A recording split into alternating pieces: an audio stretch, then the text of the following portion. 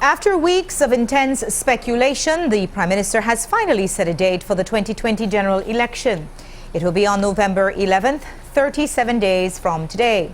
So the steps towards that are as follows. First, the National Assembly will be dissolved tomorrow, October 6th, and then 15 days later, in October 21st, nomination day will be held. And then 3 weeks after that, it will be the elections date. Importantly, even though Parliament is dissolved, the Constitution provides that the Prime Minister and his ministers retain the power of government up until the election. Section 84(6) reads, quote, "During the period between the dissolution of the National Assembly and the appointment of a Prime Minister after a general election, the government of Belize shall continue to be administered by the Prime Minister and the other ministers and ministers of state of the government." So, to be clear, the executive retains its power to run the country. Now, a little bit more than 180,000 registered voters are the ones who will have all the power on November 11th. But the experience they face at the polls will be very different due to COVID-19. All safety measures, including masks wearing, social distancing, hand sanitization, and no large groupings, will be in effect at the polls. That's a big change, and the Chief Elections Officer discussed it via Zoom video conference. Persons will now go to the polling stations. They will be expected to allow themselves their hands to be sanitized as they enter the polling stations.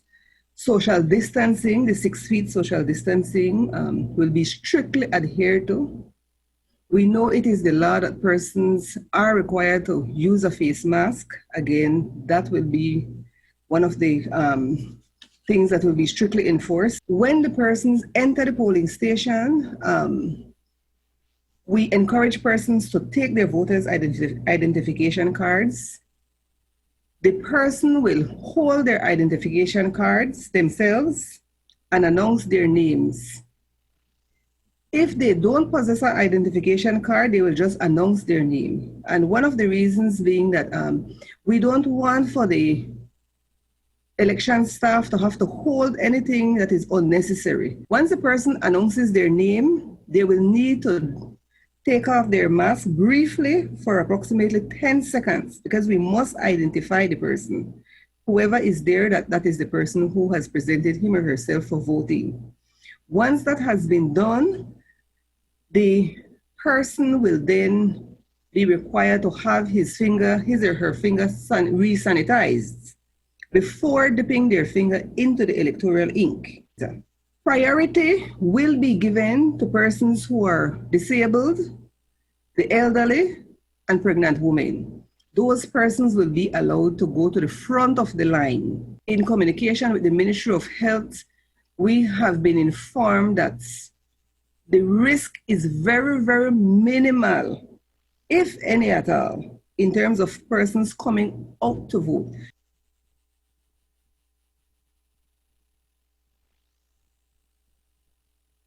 And when it comes to counting the ballots, there will also be a major change there. All the polling stations will turn into counting stations, so the counting will not be done at central locations as in the past. This will make for a speedier counting process and less social crowding. There will also be a big change on nomination day. Usually, those mass political parades end up at large government complexes or town halls, where all the candidates for that municipality and surrounding areas are nominated. But not so this time around. That would cause too much crowding. Tamai explained. Where we would normally have nomination for Belize City, and it's several different constituencies. What we're doing this time around, we're identifying locations in the different constituencies so that nomination is spread across to avoid having so many persons in one location at any one time. And it's something similar that we're doing in the other municipalities and the other areas as well, in our constituencies, to spread across. And I will emphasize that sanitization will be done at nomination centers throughout the day and also at the polling stations throughout the day as well. Election day, it will be something similar.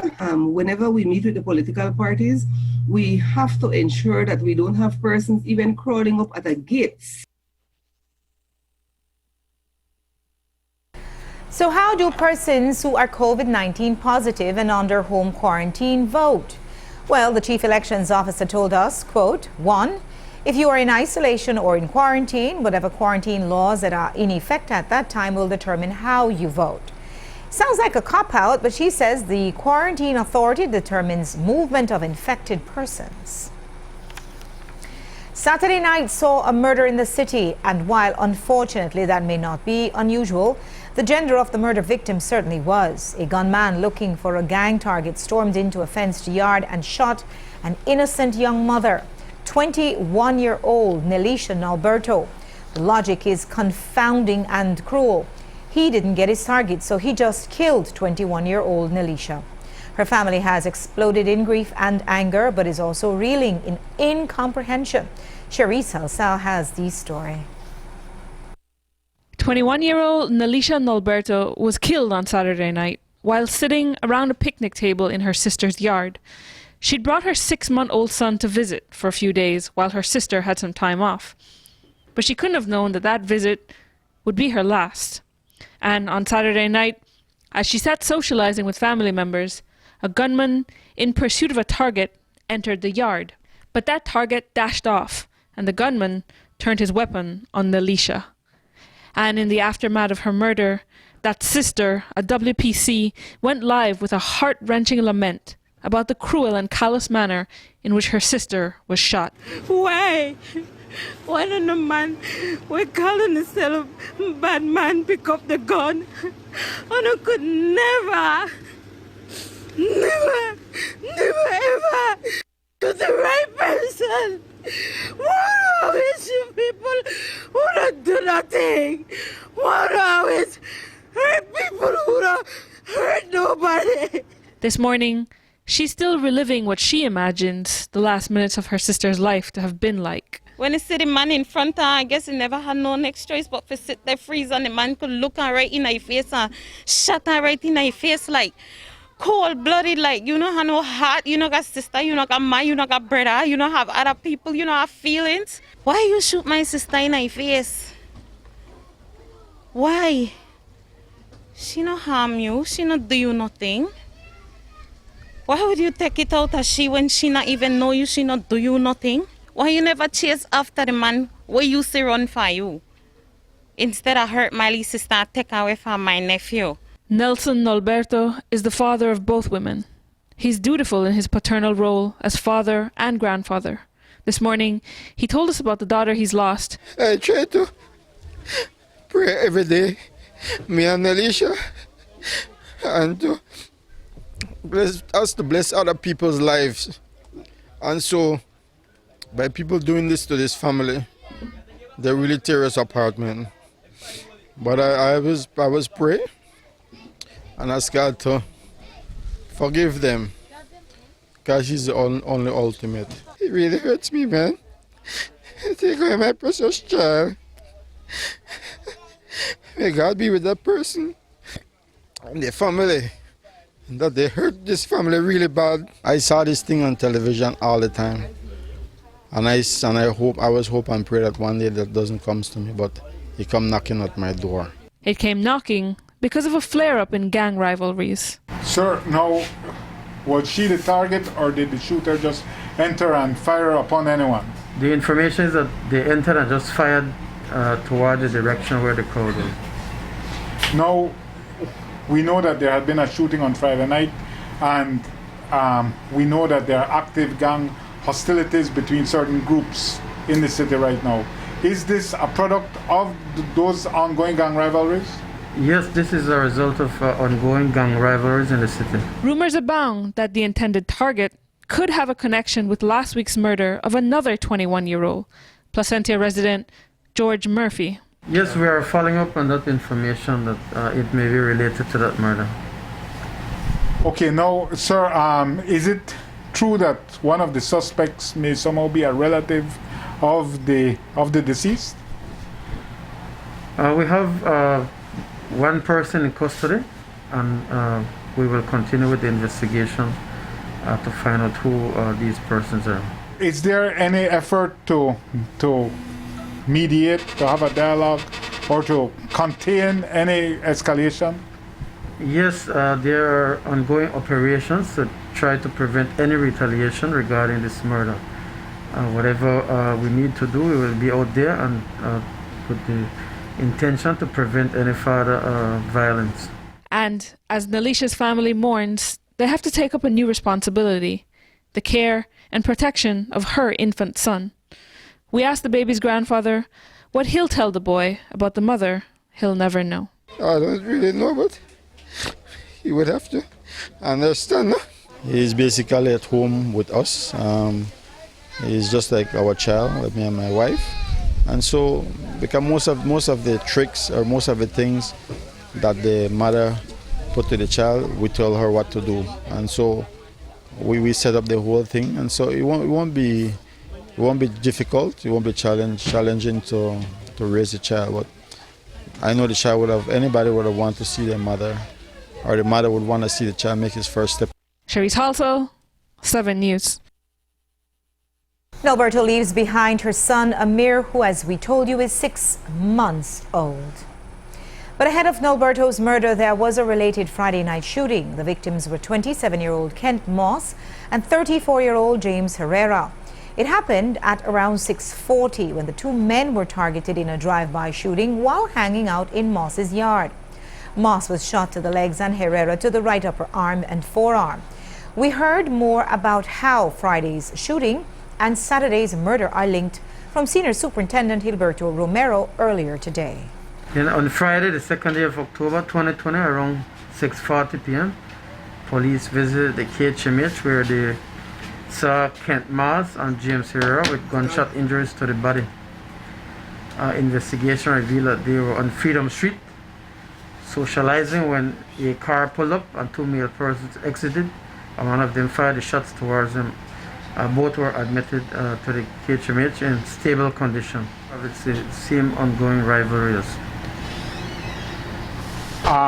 And is it are these people, are the Friday night victims, how are they linked with the Saturday night murder victim or whoever was the target on Saturday night? Well, this is two groups of persons that have different rivalries. They are from different gangs in the city. And just as we're seeing this spike of crime in the city, the Southside state of emergency expired today. The last 63 of the 130 SOE detainees were released today. They have been locked up since August without going before a judge. So what will be the effect on the streets when these alleged gang members are released? We asked the head of the National Crimes Investigation today in Belmopan. Are you all prepared to absorb and to contain the backlash? Because these persons may want to seek retaliation against the state. In relation to the issue of Belize City, we have stepped up our presence and we are definitely going to increase our operations. I won't say that the incidents over the weekend in Belize City may not have been related to some of those persons, but we are going to be specifically targeting those persons whom we know were involved in the weekend incidents in Belize City. And in relation to those persons you spoke about, yes, measures are being put in place to deal with any spin-off that may arise from when they are released from prison. Last week we told you about the murder of singer-songwriter Mr. Program. His death has shocked and saddened both the artistic community and every Belizean that's ever caught the vibe of one of his songs. But while Mr. Program's tragic death still weighs heavy, the cops have apprehended one of the men responsible. He's Clayton White, the man who allegedly inflicted the fatal stab wound. But White wasn't the mastermind. He was coerced, even threatened, into inflicting violence against Mr. Program. This afternoon, Senior Superintendent Romero told us that the man who gave the order is still on the run.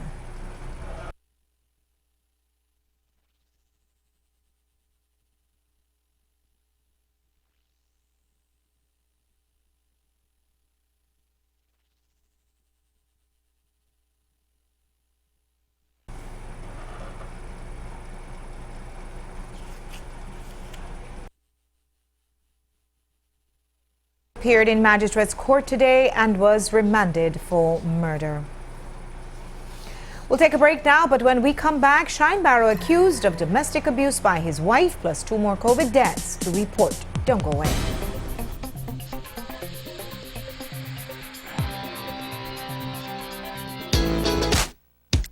Electricity is an essential part of our daily lives. We use lights and household appliances every day. Therefore, we must ensure our homes are wired properly. At Benny's, we have certified wires with the right gauges and insulation. BEL certified meter sockets, authentic GE and Square D panel boxes and breakers, which protect your electrical system from being overloaded. When wiring your home, avoid imitation brands which can be very dangerous. Give yourself and your family peace of mind using genuine electrical products available at Benny's. Quality and savings.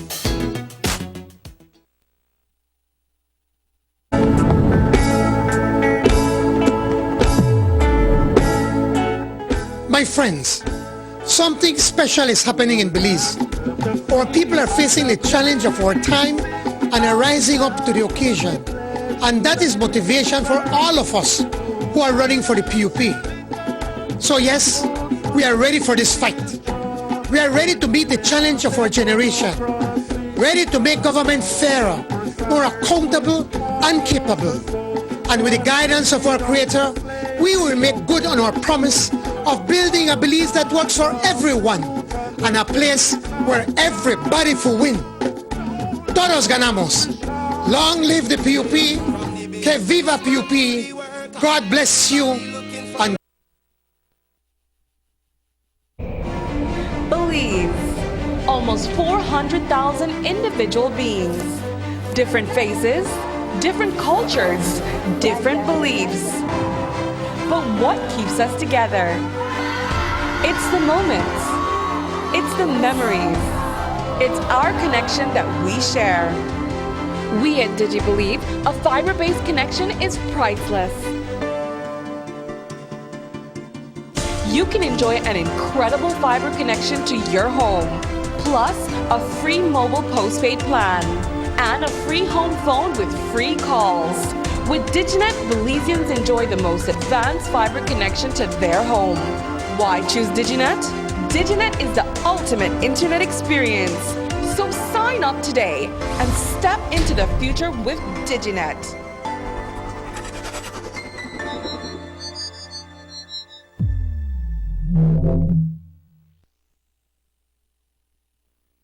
The Public Utilities Commission hereby notifies the public that it intends to make, with the approval of the Minister responsible for public utilities, regulations governing the granting, renewal, transfer, modification, and revocation of licenses and authorizations, and fees to be charged by the PUC for the telecommunications sector. The proposed regulations are intended to replace the Telecommunications Licensing Classification, Authorization and Fee Structure Regulations 2002, SI number 110 of 2002. The PUC is hereby inviting written comment from the public on the proposed regulations prior to submitting same, with or without amendments, to the Minister for his approval. The deadline for submission of written comments is 5 p.m. on Tuesday, October 20th, 2020. Written comments may be submitted to the PUC at its offices at 41 Gabriel Lane, Belize City, or by email at telecom@puc.bz. The proposed regulations may be viewed in its entirety at the offices of the PUC or on the PUC website at www.puc.bz.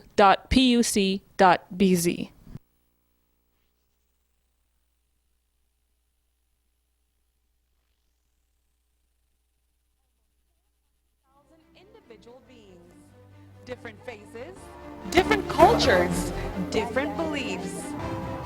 But what keeps us together? It's the moments. It's the memories. It's our connection that we share. We at DigiBelieve, a fiber-based connection is priceless. you can enjoy an incredible fiber connection to your home, plus a free mobile postpaid plan and a free home phone with free calls. With Diginet, Belizeans enjoy the most advanced fiber connection to their home. Why choose Diginet? Diginet is the ultimate internet experience. So sign up today and step into the future with Diginet.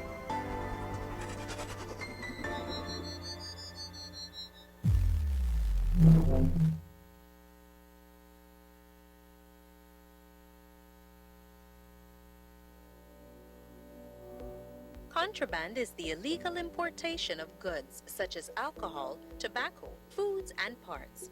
Apart from breaking the law, smugglers are also now endangering the health of all Belizeans. They risk bringing coronavirus into Belize with their contraband. To keep COVID-19 out of Belize, everyone entering the country is screened and quarantined. But contraband smugglers are not using legal entry points and are bypassing all safety measures. And these same smugglers are moving among the population. They could be carrying the virus. By coming into the country illegally, they could cause outbreaks of COVID-19. Buying or smuggling contraband is putting yourself, your family, and the entire country at risk. Report smuggling. For SMART, call 0800-JUMPERS or 0800-BORDERS. For Digi, 0800-SAVE-BZE. This message is brought to you by the Belize Police Department and the Belize Bank.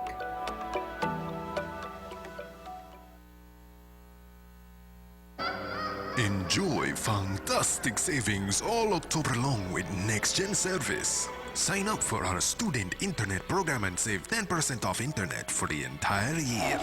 NextGen gives you affordable internet plans so you can work and study conveniently and efficiently. Having difficulty staying connected with the other guys? This October, reconnect your NextGen cable or internet service for free.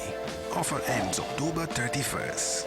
Visit the branch office near you today or contact us at 880-4200. NextGen, powered by Central TV and Internet.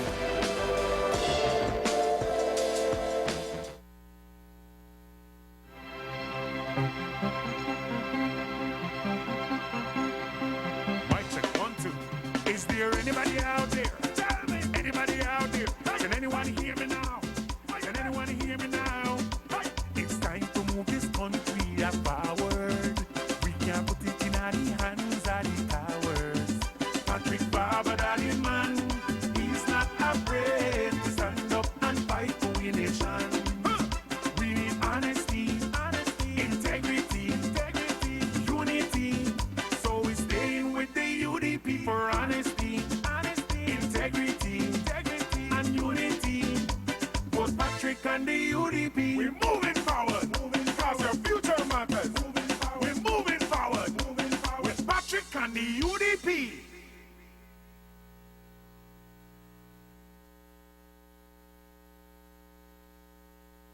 Masks protect us from the spread of germs which can make us sick. Make sure your mask covers both your mouth and nose. Remember, don't touch your mask with your hands when it is on your face. Let's all wear our mask properly to stay safe and healthy. Belize Electricity Limited. We care about your safety.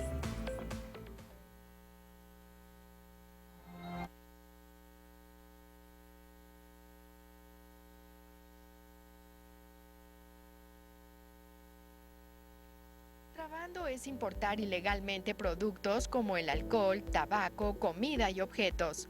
Aparte de romper la ley, los contrabandistas están poniendo ahora en riesgo la salud de los beliceños. Ellos arriesgan traer coronavirus a Belice por medio de sus contrabandos. Para mantener el COVID-19 fuera de Belice, todos los que entren al país son examinados y encuarentenados. Sin embargo, los contrabandistas no utilizan los puntos de entrada legal y se saltan todas las medidas de seguridad. Estos mismos traficantes se están moviendo entre la población. Ellos podrían tener el virus. Al entrar ilícitamente al país, esto puede provocar un brote de COVID-19. Comprar o traficar contrabando te pone a ti, a tu familia y a todo tu país en riesgo. Para números de Smart, llama al 0800-586-7377, 0800-267-3377 y para Digi 0800-728-3293 para reportar cualquier actividad de contrabando. Este mensaje es presentado por el Departamento de Policía de Belice y el Banco de Belice.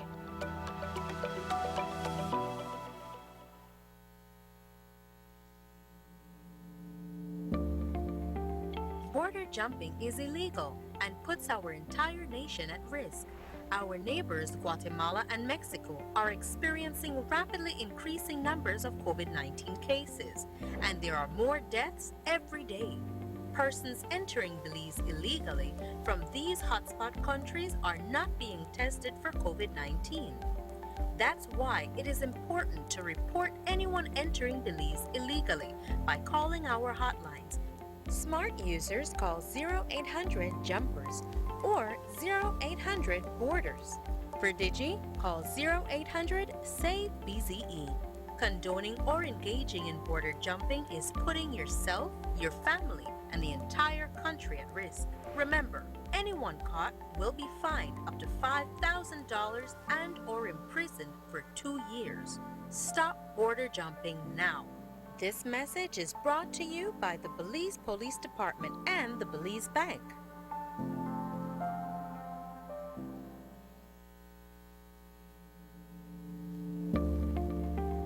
Saltar la frontera es ilegal y coloca a toda la nación en riesgo. Nuestros vecinos, Guatemala y México, han experimentado un rápido incremento de casos de contagio de COVID-19 y hay más muertes cada día.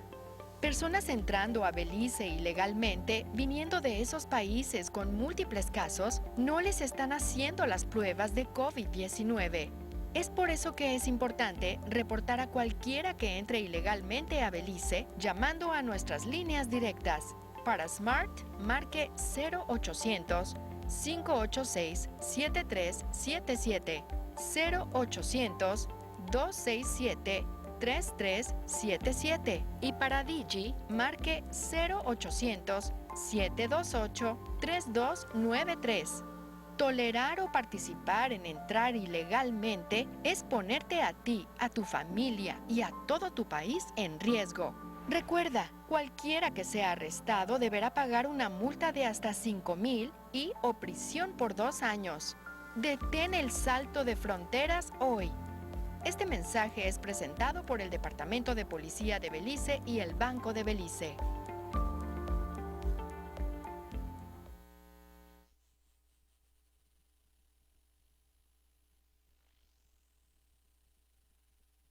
This weekend, 2 more Belizeans passed away from the coronavirus, which now brings the country's total pandemic casualties to 30, out of a total of 2,196 cases since March. The first of the weekend deaths was a man who was in his 70s. He had been admitted to the Northern Regional Hospital with a diagnosis of COVID-19. The second was a man from Unitedville in the Cayo district, and he had been admitted to the KHMH's intensive care unit due to cardiac complications he was experiencing when he was first admitted. There are 2 other patients who currently remain intubated at the KHMH. During Saturday's countrywide surveillance, the medical authorities focused on 406 samples, and of that amount, 51 persons tested positive. That's a 12.5% positivity rate. 6 came from the Corozal district and 26 from the Orange Walk district. In the Belize district, there was 11 positive cases detected, 1 from Belize City, 9 from San Pedro, and 1 more person who is a resident of Corozal town. Yesterday, the lab tested 253 samples and they identified 65 new coronavirus cases. That's a positive rate of 26%. Though opposites were led by the Orange Walk district, there were 40 cases. The Director of Health Services also reports that 32 more patients have recovered, and so only 35.9% of the identified cases remain active at this time. And as you can see, the cases are highest in the north, and that is where one UDP politician has contracted COVID-19. The UDP standard bearer for Corozal Southeast, Tony Herrera, has tested positive, for COVID-19, and reportedly so has a family member who is showing symptoms and was hospitalized today. We'll keep following this story. And of the 712 persons who arrived at the PGIA between Thursday and Sunday, only one tested positive for COVID-19. The Director of Health Services reports that yesterday the team at the airport cleared 192 passengers who arrived on 2 flights. 88 of these passengers arrived with a negative PCR test, and the airport screening process managed to pick up a single positive case in the remaining passengers who were tested. On Friday, we asked a BTB rep what happens to persons who test positive after arrival. What do we do when we do get a positive test? Nobody has been turned back yet, and there is an isolation unit here that the Ministry of Health has set up to hold passengers should they test positive. After that, the positive person is placed into hotel quarantine in Belize, overseen by the Ministry of Health. Turning now to political news, where the police are involved, UDP candidate Shine Barrow is accused of kicking his wife in the back. 27-year-old Catherine Barrow, the mother of the couple's young child, made a report on Saturday afternoon in Belize City that her husband, 41-year-old Moses Barrow, kicked her in the back. She says she was leaving with a baby to go to her mother's home in Cayo when she alleges he told her that she was not going anywhere and kicked her in the back. She says the kick launched her into the wall where she hurt her toe. A medical legal form classified her injuries as harm. But Mrs. Barrow did not request court action. It was a report made for future reference. But she did request a protection order and was directed to the family court for that. We asked police about the case today. Yes, a report was received on Saturday night. However, it was a future reference report that required no court action. But however, the report was still entered in our system. She also was seeking some sort of relief from the family court in that regard in relation to the said incident. And she later came back yesterday and withdrew that report she had given. As you know, the report would have already been entered into the system, so it was still in the system when it was leaked. Since so many times these domestic reports where court action is not requested, so many times these are precursor to further violent acts. That last year the commissioner had said that the police would still be proceeding to bring charges, and if it falls, let it do so at the court. Yes, that is indeed the case, but in such a case it won't be from the onset that the person is saying that I am making this report not for the purposes of court action. Those reports that are carried forward is where the complainants would give a report and request court action and then come back and later want to withdraw those complaints. She got a medical legal form, and the form alleged harm or found that there was harm. Is there any action that the police can independently take since a medical legal form confirmed that there was harm? No, because we would definitely need the complainant in order to move forward with the matter. The farm itself would not be sufficient for us to proceed without having a proper statement from the complainant. For context, here are those January 2019 remarks from the Commissioner of Police, which we referred to in our question. He cited the dangers of domestic violence and said this is how it would be handled.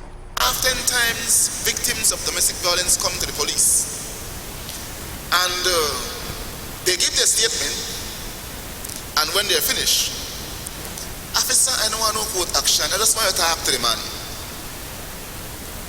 But why you don't want no court action, you only want to talk to the man? It's like the 4th, the 5th, or the 6th time the man they beat you. But you still only want the man to be spoken to. And so, my instruction to my officers now, and we're currently working on a domestic violence protocol, that will be distributed to every police station across the country. That once a complainant comes in with a domestic violence complaint, we are not going to ask you if you want court action. The mere fact you come to the police, that because you want court action.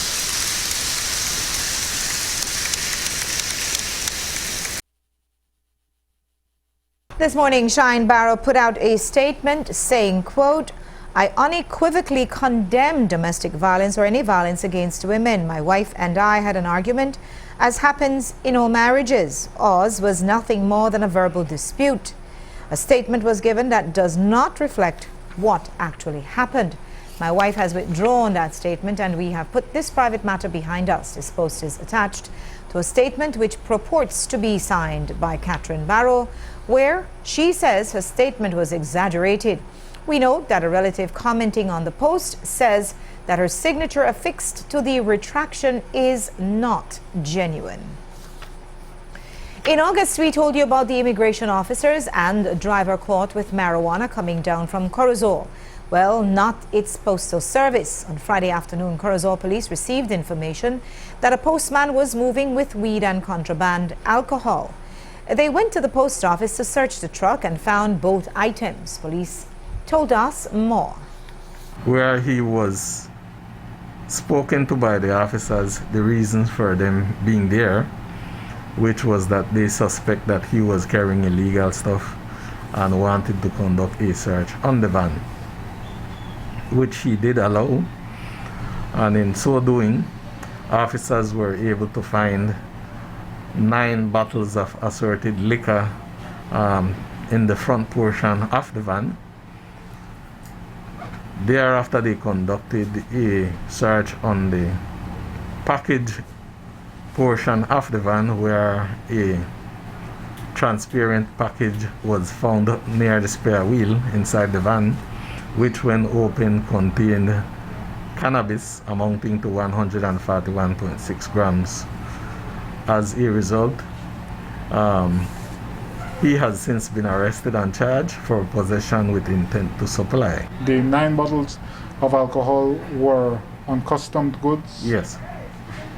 So then, is there any presumption that there may have been border jumping involved or contact with some type of border jumping? I'm just asking from a quarantine. Yes, there is that matter is still being further investigated based on the route that he took to reach there to Corozal. So the matter is still under investigation, and the liquor portion has been handed over to the Customs Department to be dealt with.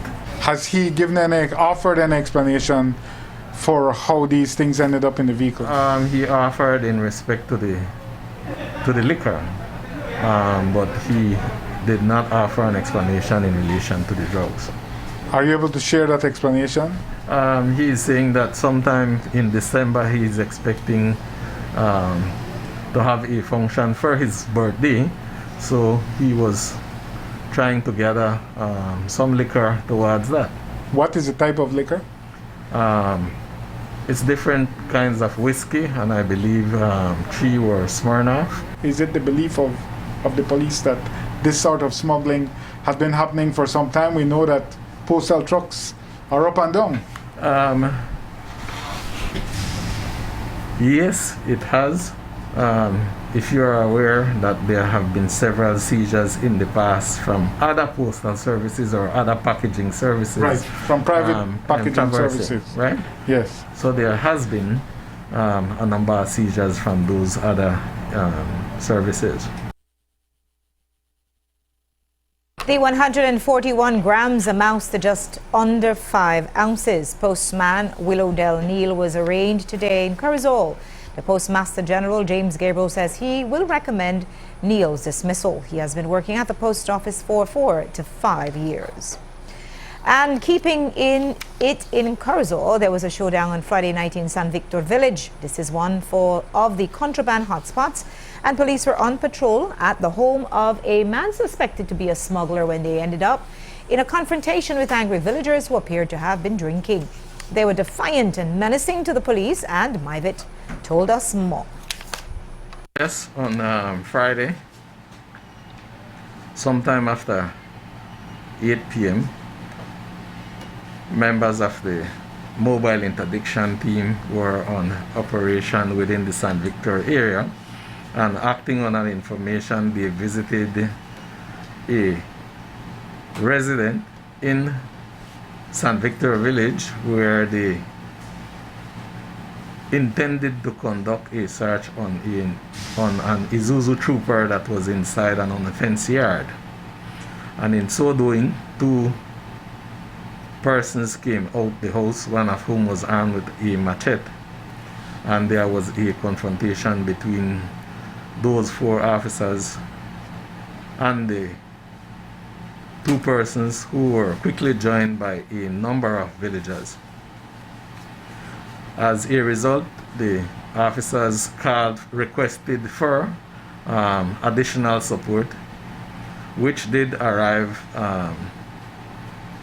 some 45 minutes later, where the situation was quelled, and 8 persons, including a minor, was taken into custody. Those 8 persons are believed to be from one family. An investigation was carried out where police levied charges on those individuals who are Benjamin, Eduardo, Anatolia, Alberto, Argeni, Victor Sr., Victor Jr., Emilio, and a 17-year-old minor, all for the offenses of obstruction, aggravated assault, common assault, and indecent words. They are to appear in court today in relation to that.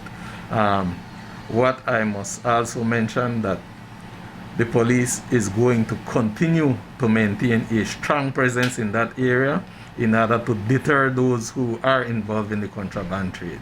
Explain to me what those officers went through in terms of, you're outnumbered and you can use lethal force, but it'll be a bloodbath. It's a tough situation to be in. I think that the officers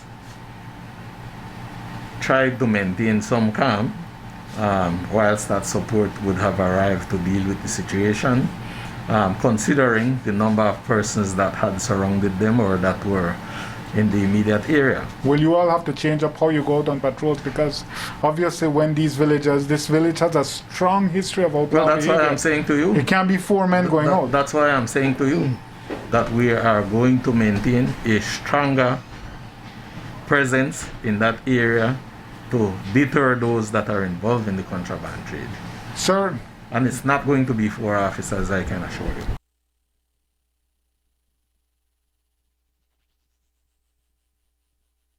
Today in Curacao Magistrates Court, a very different story emerged where many of the charges against the members of the Canton family were dismissed. They were charged variously for obstruction and using obscene language and assaulting a police officer against various police officers. Over 40 charges were brought against 9 family members, and about 10 of the charges were dismissed. Also in court, one defendant had an open wound on the left side of his stomach, and another defendant said he was grazed by a bullet on his head and was shot on his left side of his back and right buttocks. They say police did not take them to a doctor, which incensed the magistrate. And keeping it in the north, a 15-year-old minor was shot last night in the East San Martin area of Trial Farm Village. Police responded and saw the minor with a single gunshot wound to his left leg. Myvet told us more.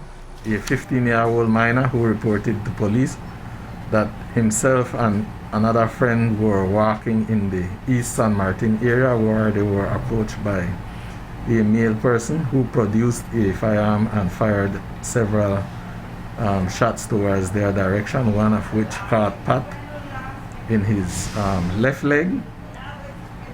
So he has since been treated and released from the Northern Regional Hospital. The suspect in relation to that is now in police custody, pending charges. Was it a targeted attack on this 15-year-old? We know that the persons detained appear to be men. We cannot say at this point in time whether it's thought or his friend who was the intended target. So it's an ongoing investigation.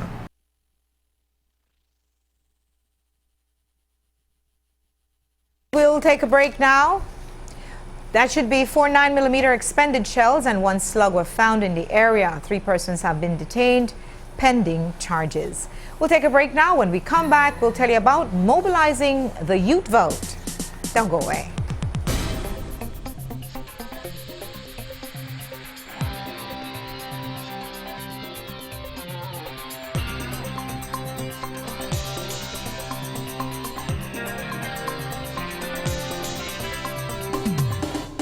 Esta vez, si ganamos como partido, tendré el honor de servirles con todo corazón a otro nivel, juntos a todos los beliceños.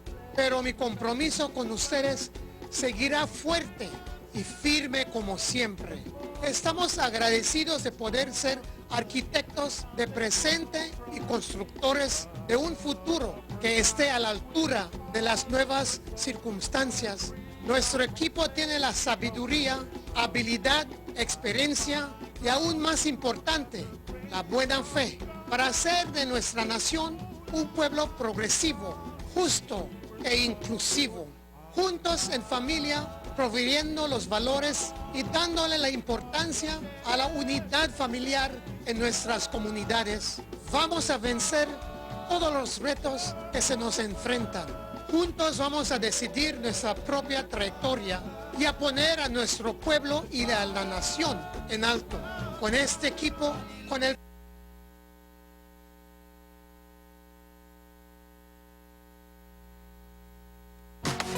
Let's all work together to be germ busters and keep each other safe by stopping the spread of germs that can make us sick. Remember to wash your hands often, especially after using your devices or toys and before and after eating. If you don't have soap and water, use a hand sanitizer. Make sure to put it all over your hands, front and back, and let it dry. Don't wipe it off. Believe Electricity Limited. We care about your safety.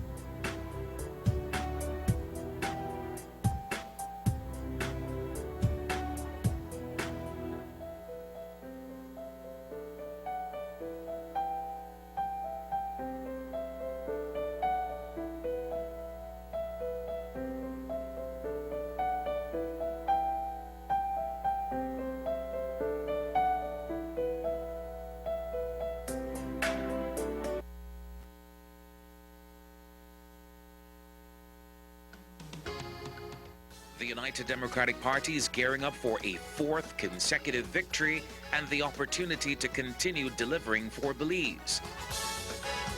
Tune in to our virtual rally on Thursday, October 8th at 7:30 p.m.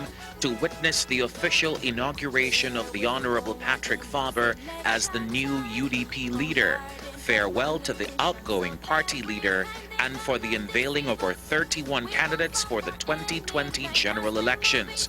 The UDP's virtual rally airs live on Channel 7, Channel 5, Love FM, Wave Radio and TV, and on Facebook. See you there.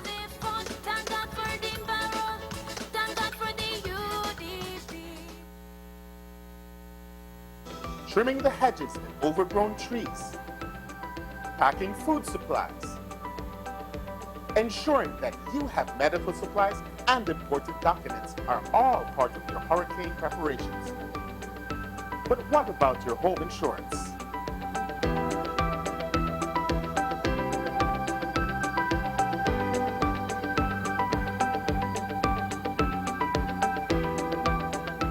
An insurance policy with RFNG Insurance gives you the confidence that your home and possessions are protected when a natural disaster strikes. Include RFNG in your hurricane plans and join the thousands of Belizeans who have learned why it pays to get it right. RFNG Insurance is a road company.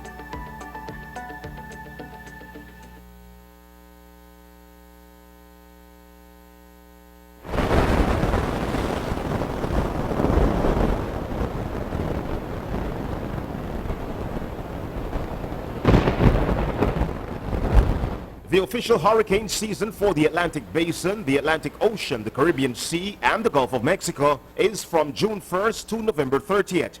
If you are ordered not to evacuate, there are things you can do to get through the storm in the safest possible manner. Monitor the radio or TV for weather conditions. Stay indoors until the authorities declare the storm over. Even if the weather appears to have calmed, do not go outside. The calm eye of the storm can pass quickly, leaving you outside when strong winds resume. Stay away from all windows and exterior doors. Turn off power when there is standing water or fallen power lines. Prepare to evacuate to a shelter or to a neighbor's home if your home is damaged, or if you're instructed to do so by emergency personnel. Many hurricane-related injuries are cuts caused by flying glass and debris.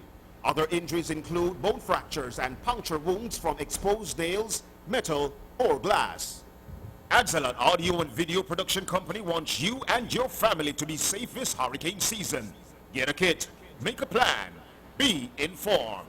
Brought to you by Adzalat Audio and Video Production Company and this station.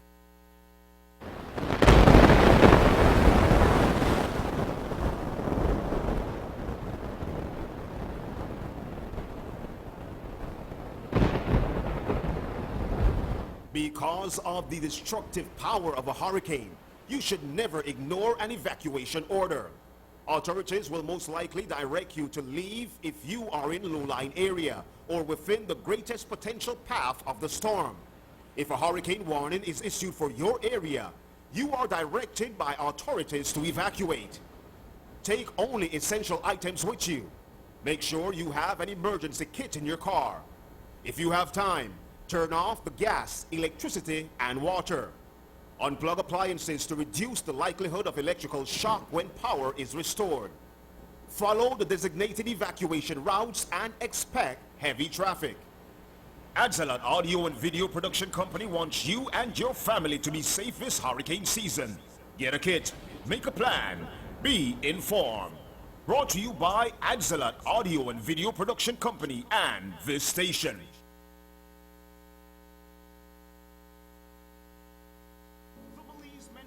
Association presents a telethon event to commemorate World Mental Health Day on Saturday, October 10th from 10 a.m. to 4 p.m. This community outreach is soliciting funds, clothing, and volunteers for the Welcome Resource Center.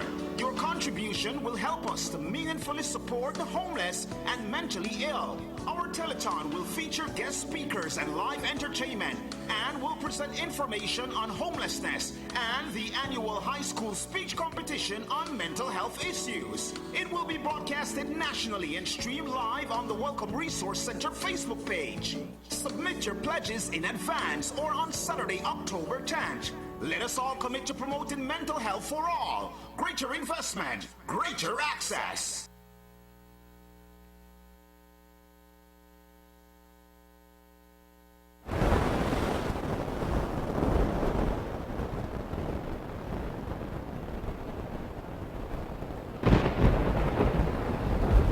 If it is you and your family are expected to evacuate, then prepare for it.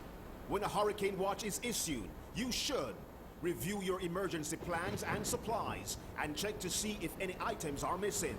Make sure you have supplies in your home and an emergency kit in your car. Turn on the radio or television for weather updates. Fill sinks and bathtubs with water as an extra supply for washing. Fill your car's gas tank. If no vehicle is available, make arrangements with friends or family for transportation. Secure any items outside which may cause injury or damage to property during high winds. Secure any structurally unstable buildings and tie down loose building materials. Cover windows and doors with plywood or boards and place large strips of masking tapes on the windows to reduce the risk of breakage and flying glass. Put livestock and family pets in a safe area. If possible, put vehicles under cover. Adjust the thermostat on refrigerators and freezers to the coolest possible temperature. Adzelot Audio and Video Production Company wants you and your family to be safe this hurricane season. Get a kit, make a plan, be informed. Brought to you by Adzelot Audio and Video Production Company and this station.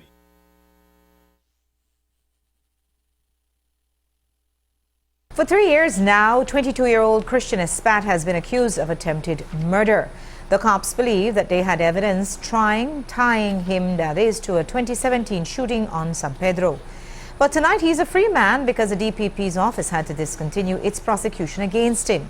Espat was charged with a slew of offences for a shooting in San Pedro town, which happened on Saturday, August 12th of 2017. 3 males, including 2 minors and Lloyd Tyndall, who was 27 years old at the time, were in the San Pedrito area at a woodwork shop when a lone gunman ambushed them and opened fire. Tyndall was seriously wounded. He suffered 3 gunshot injuries. A boy, who was only 9 years old at the time, was injured to the left wrist, and their 12-year-old companion suffered an injury to the right buttocks. Espat began facing trial for the shooting several days ago before Justice Colin Williams. But the virtual complainant, on whose testimony the Crown Counsel would have depended on for a possible conviction, refused to show up and testify. That complainant was scheduled to appear before the court on 2 separate occasions, but when it was time for him to show up, he was absent. And so the Crown Counsel appeared in court today with a memorandum sent from the DPP's office that they had no choice but to discontinue the case and their prosecution against him. They decided to enter a nolle pros against him, which meant that he was free to leave the court. On Saturday night at 9:45, an Orange Walk Police Border Jumpers Patrol saw a suspicious vehicle heading towards Santa Cruz, which is right across the river from Botes, Mexico. The vehicle looked to be up to shady business, but it wouldn't stop for police. The head of the National Crimes Investigations told us more. Officers motioned the vehicle to stop by putting on revolving lights and trying to move ahead of the vehicle, but instead the driver sped off towards Santa Cruz village. And somewhere just before reaching the bridge, he lost control and the vehicle overturned several times.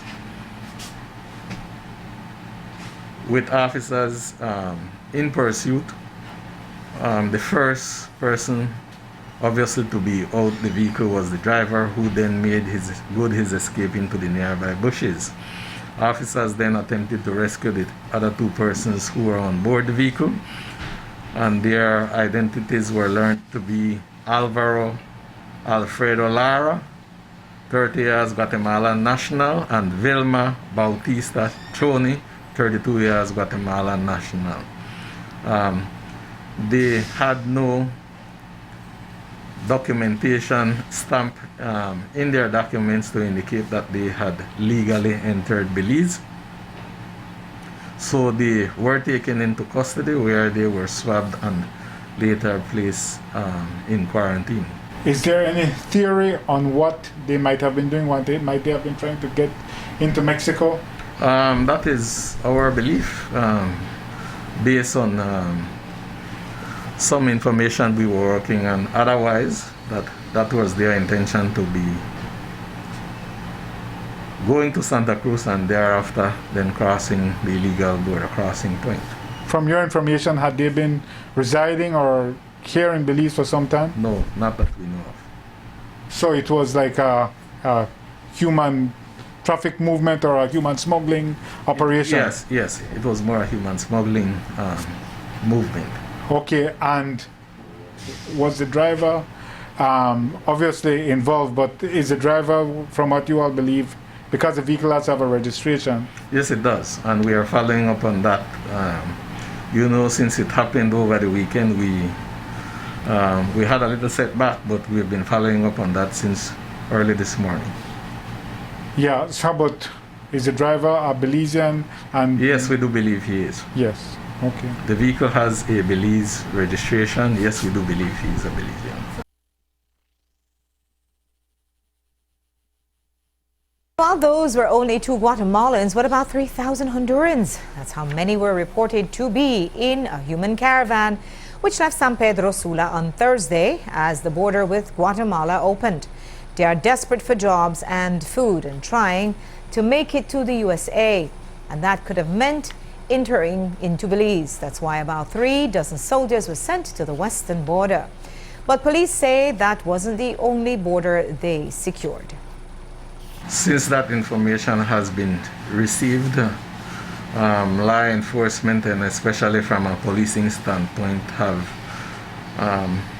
increased our presence along the border, and we have put several other measures in place which I do not want to speak about at this time. Okay, but based on information and intelligence from your counterparts on that side, are you all expecting perhaps a splinter group to try and make it into Belize? Because we've heard that the group is now splintering. The most recent news I saw was that 2,000 have been sent to Honduras, but they've splintered now into smaller subgroups, and one or more of those groups may be heading to Belize. We are not sure whether or not they are heading to Belize based on the discussions with our counterparts. However, we have still put measures in place in order to deal with that if that happens. Desperate people do desperate things. We've seen video of how they've overrun authorities in Guatemala at a certain point. Do you all fear that such a scenario could happen here? Because if hundreds of people show up at the western border, all we have is a gate and some soldiers, 3 dozen or so. Well, the issue is that we are aware of what happened in Guatemala, so then we are going to ensure that the necessary preparation is made in order to avoid something like that to occur in Belize. Is Halacte a concern, sir? We know that is not a regulated border crossing. It doesn't have a gate per se. And we know the Pan American Highway, which they may well be using, or I'm told they're using, passes not too far from the junction to Santa Cruz, Guatemala, then to Halacte. Well, that's what I'm saying, right? I said it's along the border. I did not specify specifically in the west. We have stepped up our efforts along the border. So it would not necessarily only be at the Belize western border. International news reports said today that Guatemalan authorities sent more than 3,000 Honduran migrants back to their home country over the past few days, dissolving much of a caravan headed north even while dwindling groups continued the trek towards the United States. As many as 2,800 people crossed the border in the initial incident, according to the Guatemalan government. And since then, and on Saturday, 3,586 migrants had opted to return, the government said. It was made official this morning. Election Day is November 11, 2020. And this time, the fate of the nation may be decided by the 34.7% of the voting public that is under 30. If they go out to vote, it's a reality that could change the dynamics of politics as we know it. And the key in that demographic, the Department of Youth Services, is following in the footsteps of Trinidad and Jamaica to launch Belize's version of the Youth Votes Matter campaign. We got the lowdown on tonight's launch and the campaign's goals from media representative Brighton Cod. So the Youth Votes Matter initiative is one which originated in Trinidad following their general elections in early August, and then it continued to Jamaica following their general elections, and now it's in Belize. The Youth Votes initiative is one which gears to broaden the understanding of the political landscape amongst young people. And as such, a consortium of young people have come together under the banner of civic responsibility to ensure that our ideas, concerns, and interests are presented to and discussed with policy experts as well as political representatives.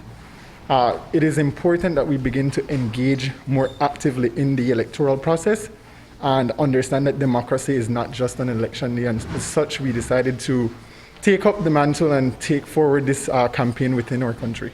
It's launching tonight at 8 o'clock on the Youth Voice Live on Facebook, and it will also be shared on Love FM. And on Thursdays in the morning, we'll be having sessions with Love FM to cover the discussions that will be happening with political guests as well as the policy experts.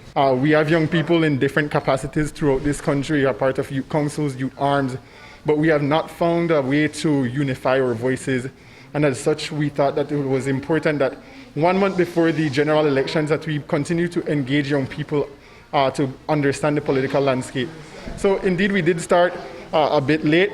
However, there is still time to educate young people about the political landscape.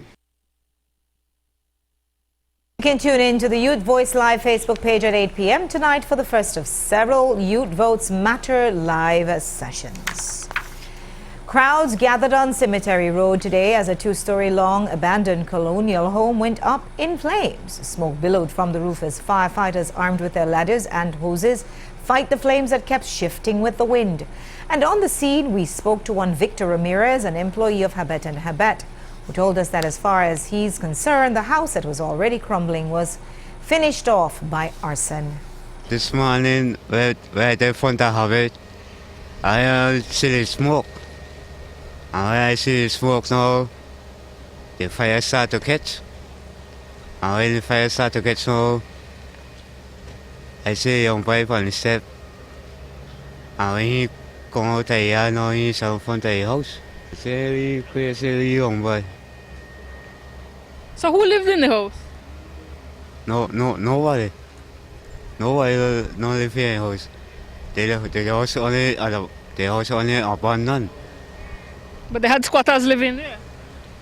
Yeah, but when they in the house, but he crazy young boy like go upstairs there. He must just throw the thing and catch the place fire. I don't know where really going on, but he actually the place just catch fire. I see smoke the place now. The fire started to raise, and the place just burned down. Tonight, the Friends for Conservation and Development Conservation Group is reporting that in its professional opinion, there is currently less encroachment taking place in the Chiquibol Forest by Guatemalan milpa farmers and cattle ranchers. On September 11th, they conducted an aerial reconnaissance mission starting from the Vaca Forest Reserve all the way to the Columbia River Forest Reserve. From that mission, the FCD is concluding that fewer fields are being occupied when compared to their last assessment. They are concerned about several areas, including Caballo, north of Caracol. Several cattle pastures without fencing have been identified. At this time, they appear to be inactive. Going south in the area of Cebada, there are several active fields that remain. This area contains one of the largest illegal clearings done by Guatemala, and according to the FCD, it has been difficult to address in its entirety. The farming activities consist of the cultivation of beans and corn. The cattle fences in South Cebada appear to be abandoned. Going further south to the Rio Blanco area, there is a group of fields known as Jimenez Farm, which have remained active for more than a decade. According to the FCD, the area was developed and used by the Jimenez family. It is about 1 kilometer wide and 1.5 kilometers long, and it has several fields in different stages of development. It has fields for corn, beans, and cattle, and it has many ponds. The FCD said that this overflight was made possible with the support of PACT, the U.S. Department of the Interior International Technical Assistance Program, and the U.S. Department of State, Bureau of International Narcotics and Law Enforcement Affairs. Last week, Tuesday, was the People's United Party's 70th anniversary. To celebrate that milestone, on Sunday, the party's executive members held a virtual National Party Council meeting, which was carried live on their Facebook page. The meeting had that same unusual format that the party has been utilizing for their virtual events since the start of the pandemic. It was a mashup between a morning talk show and the news bulletin, but the supporters who tuned in live were able to find out what their leaders have been up to now that Prime Minister has officially called the election. Here are a few excerpts from that 2-hour broadcast in which, from the chairman and the leader of the opposition as they discussed their party's 70th birthday. 70 years ago, the torch of the peaceful, constructive Belizean Revolution was lit. The birth of the People's United Party on September 29, 1950. And today, 7 decades later, the blue flame is burning brightly. It burns for freedom. It burns for democracy. This week marks the 70th anniversary of our party. Today we celebrate by giving thanks for all those true blue supporters who helped us to reach this incredible milestone. We are the oldest and most accomplished political institution in our nation. We will forever be unmatched in Belize because we are the party of self-government, of adult suffrage, and we are the party of independence. Yesterday's event was also an opportunity for the PUP and Chairman Henry Charles to announce that he has been officially installed as their standard bearer for the Fort George constituency. As has been widely reported, he will replace his father, former Prime Minister Said Musa, who had to step down from politics due to health reasons. Here are his comments on that transition. I am proud to also say that Team 31 is ready. Yes, our 31 standard bearers have been meeting with the people. Earlier this week, the Secretary General swore me in as standard bearer for the Fort George Division. I want to thank the people of Fort George for the support they have given me and the trust they have placed in me. I am humbled by it, but now the torch has been passed and it's time for a new generation to blaze our fire. Earlier in the news, we told you about the arrest for the murder of artist Mr. Program, whose legal name is Gilbert Alamia. Clayton White, the man who allegedly inflicted the fatal stab wound, has been charged. But we asked police about the man who ordered him to fatally stab Alamia. Reference the murder of Gilbert Alamia, which occurred on Friday in Belize City. Police have since arrested and charged Clayton White for the crime of murder. We are seeking one more person in regards to this murder. No, sir. So Clayton White, as I understand it, was a person who allegedly inflicted the fatal stab wounds. But he allegedly did so at the instruction of another man. We have seen a wanted poster as well for another individual. Yes, that is correct. So this person is still wanted? Yes, he is still wanted in connection to this murder. Okay, now in terms of the actual charges, we see that White has been charged for murder, being that allegedly the other individual, Mr. Marsden, did not wield the murder weapon or commit the murder himself. Will he also be charged for murder?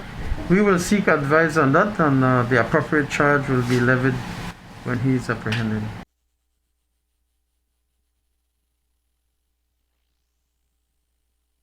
On October 10th, 5 days from now, the government and people of Taiwan, formerly known as the Republic of China, will be celebrating their 109th National Day. Here in Belize, the Taiwanese embassy would have hosted a National Day reception as a part of their effort to get Belizeans to join in on the festivities. But because of all the COVID-19 restrictions, that event cannot happen. So instead, the Taiwanese embassy is hoping to get their Belizean friends involved by hosting 2 virtual events. In one of these campaigns, which will make use of Facebook, the embassy wants Belizeans to take pictures with any element of Taiwanese culture that has been assimilated into our society. If you meet their criteria, then you can win free prizes for your participation. This evening, the Taiwanese ambassador told us how it will work. Our 109th National Day of the Republic of China, Taiwan, is coming. And we know that actually the diplomatic ties between Belize and Taiwan have come to its 31-year anniversary, next week, actually. So we hope that we can celebrate our National Day and this robust diplomatic ties in a very creative way. So even though we actually cannot, as customary, host a reception at the hotel ballroom this year because of the COVID-19 pandemic. But we actually have still come up with this very, I think, creative way of celebrating virtually by hosting, I would say, 2 major events. The first event is already been started about a week ago, and we encourage our Belizean friends to take a photo of themselves with the background of any Taiwan element and then post it with actually, their Facebook pages and then send to us, but together with actually the tagging of their 3 friends or fans and then asking their friends to like their post. So as long as they meet the requirement, and we will actually give these first 109th participants an electronic product from Taiwan, which is worth about $60 Belizean dollars, 60 of them. And then the second component is that we would like to create this 8-minute video, which will showcase, of course, the past 12 months, how much more have we already achieved in terms of the Belize-Taiwan relationship in many different fields, no matter it's public health, education, agriculture, infrastructure, or actually the 3 agreements we have signed just recently. So we are going to launch this 8-minute video the 6 p.m. of October 9th, because there's time difference between Belize and Taiwan. So Friday night has already been the morning of October 10th. So there will be actually the exact day of our National Day. And let me also add one more point to the first component of our celebration this year online. And that is, we want to encourage as many as possible Belizean friends to participate in this celebration of our National Day. So if there will be more than the 109 participants for the posting of the photos with the Taiwan element, then another 100 gifts will be also awarded for those who actually also post their photos with the Taiwan element, and then we will give them actually coupons of the local Taiwanese restaurants for them to enjoy the Taiwanese cuisine as a way of celebrating our National Day.